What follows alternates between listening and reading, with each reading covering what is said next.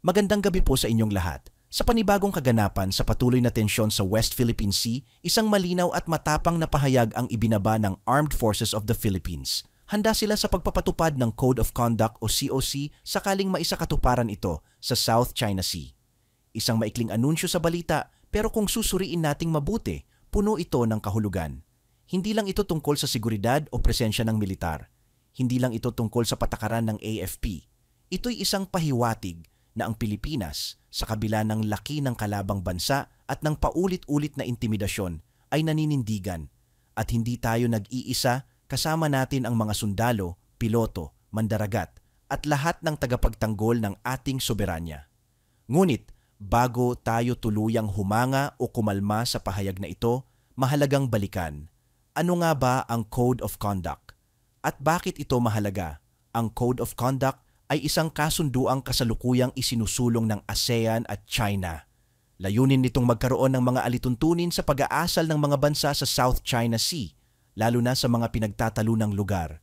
Sa simpleng salita, ito'y para maiwasan ang girian, sagupaan, o hindi pagkakaunawaan na maaaring mauwi sa mas malalang banggaan. Maganda ang layunin. Isa itong hakbang patungo sa kapayapaan at responsableng regional diplomacy. Pero, gaya ng lahat ng kasunduan, ang tanong, sino ang tunay na susunod? Sa kasaysayan ng tensyon sa rehiyong ito, isa ang China sa pinakamaraming insidenteng naitala. Hindi lingid sa kaalaman ng mga Pilipino ang paulit-ulit na harassment ng Chinese Coast Guard, ang water cannon attacks, ang pagbabarikada sa mga misyon ng AFP at PCG, at ang panggigipit sa ating mga mangingisda. Kaya't habang maganda ang balitang handa ang AFP sa pagpapatupad ng COC, kailangan nating tanungin, handa rin ba ang ibang bansa na sundin ito? Dahil kung hindi patas ang laban, kung may isa sa mesa ng negosasyon na patuloy na nagsisinungaling, nananakot at umaabuso, baka hindi kasunduan ang kailangan, kundi paninindigan. Ayon sa AFP, may plano, may training, at may commitment silang tiyakin ang pagsunod sa anumang magiging kasunduan. May mga protocols na silang sinisimulan para magamit kapag naipatupad na ang COC. Malinaw ang kanilang mensahe. Handa silang maging tagapagpatupad ng kapayapaan, hindi tagapagpasimula ng gulo. Pero, alam din nating hindi sapat ang presensya lang ng sundalo o barko. Dapat ay may mas malawak na estratehiya. Kailangan ng koordinasyon sa Department of Foreign Affairs, sa Malacanang, sa mga international allies, at sa mismong mga komunidad ng mangingisda. Dahil ang laban sa West Philippine Sea ay hindi lang militar. Isa rin itong laban ng naratibo, kung paano natin ipapahayag sa buong mundo na tayo ay inaapi. Isa itong laban ng legalidad, kung paano natin gagamitin ang 2016 na arbitral ruling para igiit ang ating karapatan. At isa rin itong laban ng edukasyon, kung paano natin ipapaunawa sa bawat Pilipino na ang West Philippine Sea ay hindi lang issue ng mga eksperto. Ito ay bahagi ng ating teritoryo, likas yaman at pagkakakilanlan. Ang pahayag ng AFP ay patunay na may parte silang gustong gampanan sa usaping ito, hindi lang bilang tagabantay, kundi bilang katuwang sa diplomasya. At sa kabila ng maliit nating puwersa kumpara sa ibang bansa, ang ating moral high ground ay matayog. Nasa atin ang batas, ang katotohanan, at ang suporta ng pandaigdigang komunidad. Dahil ang tunay na laban ay hindi lamang sa dagat. Nasa kongreso ito, nasa media, nasa diplomatikong lamesa, at nasa puso ng bawat Pilipino. At habang ang AFP ay nagsasabing handa sila, ang tanong ay ito, handa rin ba tayong ipaglaban ang atin sa lahat ng paraan at sa lahat ng antas? Kung oo ang sagot natin, mas malakas ang ating paninindigan kaysa sa sinumang banyagang barko. China has indisputable sovereignty over islands in the South China Sea and near adjacent waters. The so-called award for the South China Sea arbitration is illegal and inviolate. China neither accepts nor recognizes it. Magandang araw po sa inyong lahat. Muli na namang nag-init ang tensyon sa West Philippine Sea matapos ang isa na namang insidente sa pagitan ng Philippine Coast Guard at ng China Coast Guard sa may bahagi ng Ayungin Shoal. Ang Ayungin Shoal, kung saan matagal nang nakaistasyon ang barkong pandigma ng Pilipinas na BRP Sierra Madre, ay bahagi ng ating Exclusive Economic Zone o EEZ. Matagal na itong kinikilala hindi lamang ng Pilipinas kundi ng international community, batay sa mga batas pangkaragatan ng United Nations. Pero sa kabila nito, paulit-ulit na hinaharang at pinapakialaman ng China ang anumang aktibidad natin doon. Kamakailan lang, habang naglalayag ang mga barko ng Philippine Coast Guard at ilang kasamang media, kabilang ang ABS-CBN News, papunta sa Ayungin Shoal, bigla silang tinawagan ng China Coast Guard sa radyo. Sa tono ng kanilang boses, halatang may tensyon. Pinagbabawalan nilang ipagpatuloy ang paglalayag ng mga Pilipinong barko at sinabing sila raw ay nasa illegal presence sa kanilang tinatawag na Nansha Islands. Pero agad itong sinagot ng ating Coast Guard. Kalma pero matatag nilang sinabi, "This is a Philippine government vessel conducting legitimate operations within the Philippine Exclusive Economic Zone." At iginiit nilang hindi sila aalis dahil nasa loob sila ng karagatang sakop ng ating bansa. Kasabay nito, kitang-kita rin sa video ang presensya ng mga barko ng China na halos sagasaan na ang ruta ng mga Pilipino. Hindi ito unang beses na nangyari. May mga ulat pa noon ng paggamit ng water cannon at minsan pa'y may banggaan din. Kaya hindi biro ang panganib na kinakaharap ng ating mga sundalo, Coast Guard at pati na rin ang mga mamamahayag na sumusubaybay sa sitwasyon. Sa video, makikita rin ang isang matinding sandali. Habang patuloy ang harang ng mga barko ng China, walang atrasan ang mga barko ng Pilipinas. Isa itong pagpapakita ng matinding tapang at determinasyon na ipaglaban ang ating karapatan at soberenya, kahit na mas maliit at mas mahina tayo kumpara sa kanila. Pero hindi lang ito tungkol sa mga barko at dagat. Ang usapin dito ay karapatan. Karapatan ng mga Pilipinong mangingisda na makapangisda sa sarili nilang karagatan. Karapatan nating mga Pilipino na maglayag, magbantay at mamuhay ng walang banta mula sa ibang bansa. Marami na ring beses na nanawagan ang pamahalaan ng Pilipinas sa China na itigil na ang kanilang mga agresibong hakbang. Pero tila wala itong epekto. Kaya lalong mahalaga ngayon ang pagbibigay pansin sa mga ganitong ulat para mas maintindihan ng bawat Pilipino kung bakit dapat tayong makialam at manindigan. Ayon sa mga eksperto, ang pagpapakita ng transparency gaya ng pagsama ng mga mamamahayag sa mga misyon ng Coast Guard ay isang mahalagang hakbang. Ipinapakita nito sa buong mundo kung ano talaga ang nangyayari sa karagatan ng Pilipinas. Habang papalapit ang halalan at patuloy ang pag-init ng sitwasyon sa rehiyon, napakahalaga na ang bawat isa sa atin ay maging mapagmatyag at maalam. Dahil ang laban na ito ay hindi lamang laban ng mga sundalo o ng gobyerno, laban ito ng bawat Pilipino. Patuloy tayong magbabantay at magbibigay ng balita hinggil sa sitwasyon sa West Philippine Sea. Muli, ako po si pangalan ng tagapagbalita at ito ang kaganapan sa ating karagatan, hindi kwento ng giyera, kundi kwento ng tapang, dignidad at pagmamahal sa bayan. Sa panibagong yugto ng kontrobersyal na investigasyon ng International Criminal Court or ICC laban sa dating administrasyon ni Pangulong Rodrigo Duterte, muling umigting ang debate. Dapat bang makipagtulungan ang Pilipinas sa ICC? At kung sakaling dumating ang punto na kailangan isuko si Duterte para sa investigasyon o paglilitis, may nilalabag ba tayong batas kung ito'y mangyari? Para sa marami, sensitibo ang usaping ito, puno ng emosyon, politika at takot. Pero kung hihimayin natin ito mula sa pananaw ng batas at lalapitan sa mas mahinahong paraan, malinaw ang sagot. Ayon sa isang ICC-accredited lawyer na aming nakausap, wala namang na-violate kung isusuko man si dating Pangulong Duterte sa ICC. Ayon sa abogado, mahalagang alalahanin na ang Pilipinas ay lehitimong naging kasapi ng ICC mula taong 2011 hanggang 2019. Ibig sabihin, lahat ng mga krimeng maaaring naitala sa panahong iyon ay sakop ng hurisdiksyon ng korte. Kaya't kahit umatras na ang Pilipinas sa Rome Statute noong 2019, hindi nangangahulugan na mabubura ang pananagutan para sa mga nangyari habang tayo ay kasapi pa. Sa legal na termino, ang ICC ay may tinatawag na temporal jurisdiction. Saklaw nito ang mga krimen na naganap habang kasapi ang isang bansa. Kaya't ang argumentong wala na tayong obligasyon o hindi na nila tayo pwedeng imbestigahan ay hindi tumitindig sa international na batas. Ngayon, paano naman ang argumento na ito'y labag sa ating soberanya? Ayon sa abogado, hindi ito dapat tingnan bilang pagtalikod sa ating kalayaan bilang isang bansa. Sa halip, ito ay pagkilala na ang hustisya ay may pandaigdigang saklaw. Kung ang isang bansa ay hindi kayang magsagawa ng masinsinang investigasyon o sadyang ayaw harapin ang mga paratang. Dito pumapasok ang ICC. Hindi para agawan tayo ng kapangyarihan, kundi para punan ang pagkukulang ng sistema. Ang prinsipyo ng complementarity ay malinaw. Ang ICC ay backup mechanism. Hindi sila ang unang hahawak ng kaso.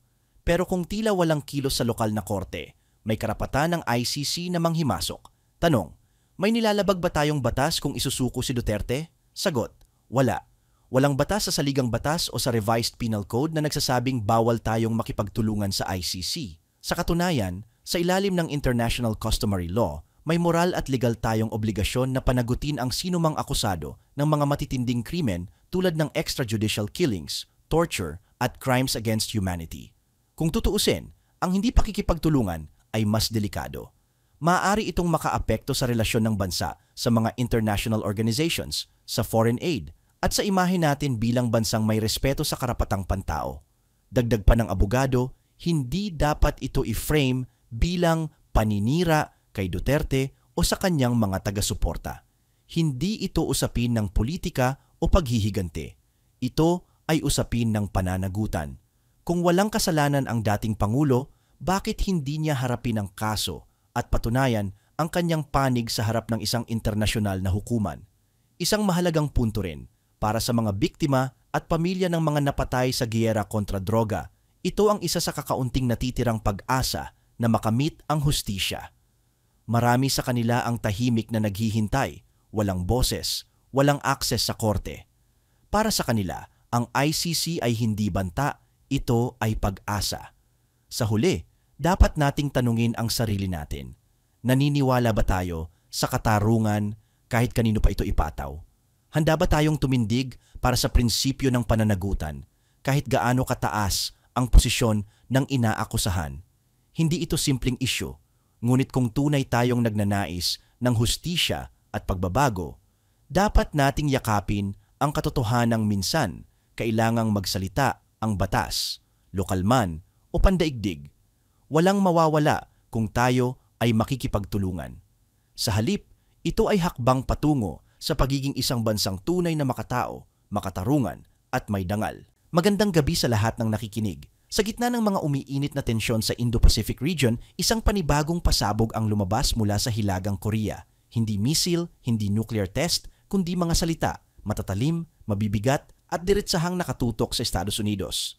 Sa pagkakataong ito, kinondena ng Pyongyang ang tinaguriang Golden Dome Missile Shield, isang sistemang depensa na isinulong noong termino ni dating US President Donald Trump. Ang sabi ng North Korea, ito raw ay hindi depensa, kundi banta. Isa raw itong panibagong forma ng panggigipit ng Amerika hindi lang sa kanila kundi sa buong rehiyon. Isa raw itong simbolo ng imperialistang agresyon na pinapalamanan ng ngiti pero puno ng bala. Mapapaisip ka, kung ang isang bansa ay nagtatayo ng panangga para sa sarili, dapat ba itong katakutan? O ito ba ay simpleng hakbang ng pag-iingat? Sa papel, ang Golden Dome ay isang missile defense shield na layuning pigilan ang mga ballistic missiles na maaaring ilunsad laban sa mga kaalyado ng Amerika o sa sarili nitong teritoryo. Ayon sa mga opisyal, ito ay makabagong teknolohiya para protektahan ang kalangitan, ang mga lungsod, at ang mga sibilyan laban sa mga posibleng panganib. Pero mula sa pananaw ng Hilagang Korea, isang bansang matagal nang nasa ilalim ng sanksyon, ng matinding pagbabantay, at ng paulit-ulit na panghihimasok, hindi ito proteksyon. Isa itong tilatahimik na paalala na sila'y nasa ilalim ng paningin ng isang higanteng hindi nila mapantayan. At sa ganitong mga sitwasyon, lumilitaw ang tinatawag ng mga dalubhasa na security dilemma. Kapag pinatatatag mo ang depensa mo, ang tingin ng iba ay naghahanda ka ng opensiba. At kapag gumanti sila, babalik sa iyo ang parehong takot, paulit-ulit, paikot-ikot, hanggang sa maging mas matalas ang bawat kilos at mas mababaw ang pasensya. Ang problema sa ganitong klaseng banggaan ay hindi lang sa armas. Nagsisimula ito sa pananaw kung paano natin binabasa ang layunin ng isa't isa. At doon nagsisimula ang delikado. Kapag wala ng tiwala, ang bawat galaw ay banta. Ang bawat depensa ay depensang may tanim na agresyon. Kung tutuusin, may karapatan ang bawat bansa na protektahan ang sarili. Walang batas internasyonal na nagbabawal sa pagtatayo ng missile shield. Pero sa parehong paraan, may karapatan din ang mga ibang bansa na magtanong, ano ba talaga ang intensyon nito? Kapayapaan ba o paghahanda para sa pananakot? Dapat din nating kilalanin, ang teknolohiya ay hindi neutral. Ang depensang militar, lalo na kung pinamumuhunan ng trilyong dolyar at inilalagay sa mga estratehikong lugar, ay hindi kailanman hiwalay sa politika. Kapag nilagyan mo ng missile shield ang isang rehiyon, sabay mo ring binabago ang dynamics ng kapangyarihan, lalo na kung ang lugar na iyon ay may kasaysayan ng girian, gaya ng Korean Peninsula. Kaya't hindi na rin katakataka kung bakit ganito na lang ang galit ng Pyongyang. Totoo, minsan sobra sila sa retorika. Pero ang galit ay may pinanggagalingan. At kung hindi natin uunawain ang ugat nito, lalo lang lalalim ang bangin sa pagitan ng dalawang panig. Hindi natin sinasabi na dapat tayong kampihan ng North Korea. Malayo pa tayo ron. Pero dapat tayong maging mulat na ang kapayapaan ay hindi basta makakamit sa dami ng armas. Hindi ito nasusukat sa kapal ng shield. Masusukat ito sa kakayahan ng mga leader na huminto, makinig, at pumili ng dialogo sa halip na dominasyon. Sa dulo, ang missile defense ay isang piraso lamang ng mas malawak na palaisipan. Ang tanong na dapat nating tanungin, habang patuloy ang pagpapatatag ng military hardware, nasusundan ba ito ng pagpapatatag ng tiwala, diplomasya at tunay na pag-uusap? Dahil kung hindi, kahit gaano kakapal ang ginintuang dome, hindi nito mapipigilan ang pagsabog ng isang mundong nauubusan na ng pasensya. At kapag dumating tayo roon, lahat tayo, kahit gaano kalayo, ay magiging biktima rin. Mainit-init na balita ngayong linggo. Sa darating na kamandag 2025, muling gagamitin ng Estados Unidos ang kanilang advanced missile system na tinatawag na NMESIS. At tulad ng dati, sa lupa ng Pilipinas ito isasagawa. Para sa ilan, isa lang itong bahagi ng regular na joint military exercise. Pero kung titingnan nating mabuti, malaki ang implikasyon nito. Hindi lang sa larangan ng depensa, kundi sa mas malawak na isyu ng soberanya, seguridad at ugnayang panlabas ng Pilipinas. Ang NMESIS o Navy Marine Expeditionary Ship Interdiction System ay isang makabagong missile platform. Ground-based ito pero kayang tumarget at sumira ng barko mula sa napakalayong distansya. Pinapatakbo ito ng AI at ginagamit ang unmanned vehicles bilang launcher platform. Sa madaling sabi, matalino, mabilis at matindi ang firepower. Hindi ito ordinaryong gamit sa training. Ito ay sandatang panggiyera. Ngayong taon, sa ilalim ng Kamandag 2025, isa ito sa mga tampok na teknolohiyang isasama sa mga pagsasanay sa pagitan ng mga sundalong Pilipino at Amerikano. Ayon sa ulat, layunin nitong palakasin ang kakayahan ng ating mga tropa sa interoperability o ang kakayahang magsanib puwersa sa aktwal na operasyon kasama ang mga kaalyado. Kung sa papel titingnan, maganda ang layunin. Palakasin ang ating militar, sanayin ang ating mga sundalo sa makabagong kagamitan, at ihanda sila sa mga posibleng banta. Lalo na't sa kasalukuyan, patuloy ang panggigipit sa atin sa West Philippine Sea. Pero tanungin natin, hanggang saan ang tunay na benepisyo nito sa atin? At hanggang kailan tayo magiging entablado ng paghaharap ng mga makapangyarihang bansa? Kung tutuusin, hindi ito ang unang pagkakataon na ginagamit ang NMESIS sa Pilipinas. Ginamit na rin ito noong mga nakaraang taon sa ilalim ng parehong exercise. Ngunit ngayong lalo pang umiinit ang tensyon sa pagitan ng Estados Unidos at China, lalong nagiging simboliko ang paggamit ng ganitong klase ng sandata sa ating teritoryo. Hindi ba't sa bawat pagsasanay, sa bawat enhanced defense cooperation, unti-unti na tayong nagiging bahagi ng mas malawak na alitan, isang tunggalian na maaaring hindi natin sinimulan, pero tayo ang pinakaunang mapapagitnaan kung sakaling sumiklab? Tama, hindi natin itinatanggi ang halaga ng mga kaalyado. Sa panahong limitado ang ating sariling kakayahan, kailangang umasa tayo sa mas malalaking puwersa para sa suporta. At kung ang layunin ng mga ganitong exercise ay itaas ang kapasidad ng ating militar, dapat natin itong buksan sa diskurso. Pero ang tanong, pantay ba ang ugnayang ito? Tayo ba ang tunay na benepisyaryo o nagsisilbi lang tayong host nation na naglalagay ng sarili sa panganib, kapalit ng kaunting training, konting tulong, at minsan ay pangakong infrastructure na hindi rin naman malinaw kung kailan matatapos? Habang pinag-uusapan ng NMESIS, magandang balikan. Ilang beses na tayong naging saksi sa mga joint exercises na naglalayong protektahan tayo. Pero sa kabila ng lahat ng ito, hindi pa rin naibabalik ang kontrol sa mga pinag-aagawang isla. Hindi pa rin natitigil ang pagpasok ng foreign vessels sa ating karagatan. Hindi pa rin tayo nakakasiguro na kung dumating ang aktwal na tensyon, tayo ay tunay na poprotektahan o gagamitin lang bilang estratehikong lokasyon. Paano ang transparency? Na ipapaliwanag ba sa publiko kung ano ang nilalaman ng mga kasunduan? May konsultasyon ba sa mga lokal na komunidad kung saan isasagawa ang mga drills? May monitoring ba ng epekto nito sa kalikasan, sa seguridad at sa lokal na ekonomiya?